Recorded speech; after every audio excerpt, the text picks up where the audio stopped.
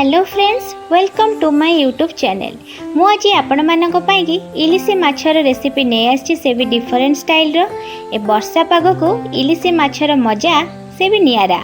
कथार अच्छी जेबे खाइबो इलिसी चाकरी करिबो पुलिसी। पुलिस चाकरी तो करिबार नहीं, किंतु इलिसी माछ खाइबार मजा उठाई नबा। ता पूर्व मु जयश्री प्रधान मोर कुकिंग चैनल को आपण मानक स्वागत करुच्ची।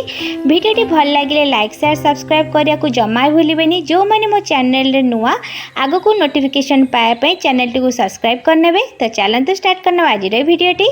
फास्ट एठी मु गोटे बाउल नहीं जाउची, सेथिरे मु गोटे चामच कला सोरिष दे दउची। ता सहित गोटे चामच धड़ा सोरिष नहीं जाउची। कला सोरिष और धड़ा सोरिष आम सेम मेजरमेंट नबा।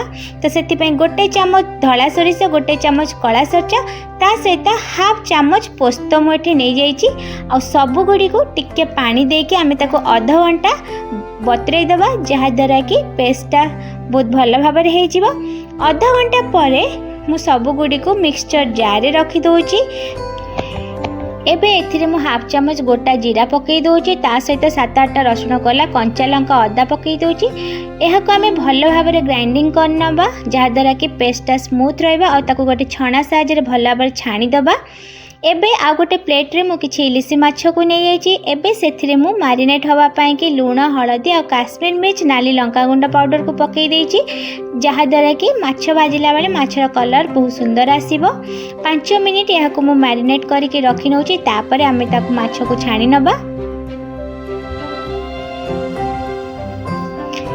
एबे एठी मु गोटे कढ़ई को गरम कर नेछि और सेथिरे मु किछि सोरिष तेल देई दोछि। तरकारी सबु बेले सोरिष तेल रे ही करिवे। सोरिष तेल रे तरकारी टेस्ट भल आसी थाए। तेल गरम होई गला परे सेथिरे मु इलिसी माछ को रखि नउछि।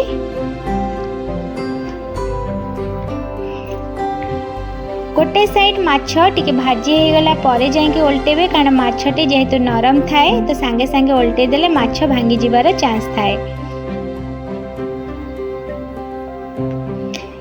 एठी देखि पारथिबे केतिकी कम तेल मु देइथिली, बट एबे जेहेतु इलिसी माछरे तेल बाहरुची सेथि पई तेल टिके अधिका हे जाइची।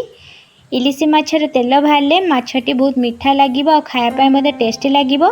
एबे सही तेल रे मु तेजपत्र पकई दोची। ता सहित एठी मु कला जीरा आउ गोटा रसुण नैथि ताकू पकई दोची। एबे गोटे बड़ प्याज को मु एमती छोट छोट पीस आपण चाहिले ताकू टिके दरछेचा कर देबे पकेबे, जहाद्वारा कि तरकारी टेस्ट बढ़ी थाए। आ कला जीरा पकेबा द्वारा तरकारी स्मेल बहुत ही बढ़िया आसी थाए। एबे एथिरे मु टिके हळदी गुंड पकई दोची। ता सहित स्वाद अनुसार लूण पकई दोची। आपण आपणकर परिमाण अनुसार कम बेसी करि परिबे। एबे एथिरे मु जस्ट 1/4 लंका गुंड पकई दोची।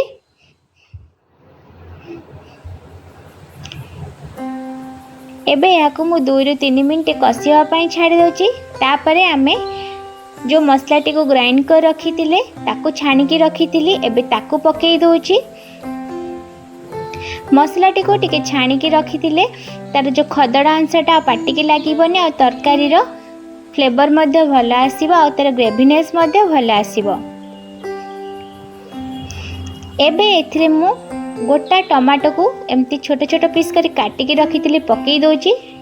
टमाटो को बेसी कसिबेनी बा घांटीबेनी। टमाटो सेमती गोटा गोटा रहिबो, जहाद्वारा कि तरकारी रो फ्लेवर मध्ये भल आसीबो। 2 ରୁ 3 मिनिट छाड़ी सारा परे एबे एथिरे मु इलिसी माछ को पकई दोची। आउ यहा को मु जस्ट 5 मिनिट कवर अप करके छाड़ी दोची, जहाद्वारा कि मसला और इलिसी माछ भल भाव में कसी हो। एठी देखंतु मसलाटी एठी हमर कसी हो गलानी। आउ माछरु देखंतु केते तेल बाहरुची। आउ एई टाइम रे भी एमती कसा खाई पारे, बहुत ही टेस्टी लागि थाए। आपण चाहिले एमती मध्ये खाई परिबे। एबे मु एथिरे जस्ट टिके गरम पानी दे दोची।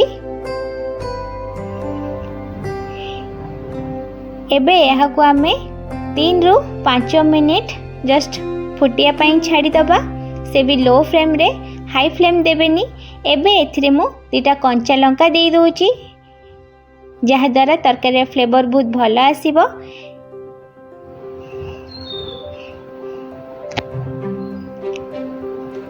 एठी देखंतु तरकारी आम रेडी हो गलानी आ केते सुंदर देखा होची एठी हमर इलिसी माछर झोल एमती आपण खाइबे बहुत ही टेस्ट लागिबो। तो एबे याकु मु गोटे प्लेट को सर्व कर नेची। तो रेडी हो गला एठी हमर इलिसी माछर झोल। एही डिफरेंट स्टाइल रे इलिसी माछर झोल को आपण घरे निश्चय ट्राई करंतु। वीडियोटी भल लगिले कमेंट बॉक्स रे निहाती कमेंट करके जणाइबे। पुणी देखा हबो नेक्स्ट वीडियो रे से भी आ गोटे नुआ रेसिपी सहित। Bye bye.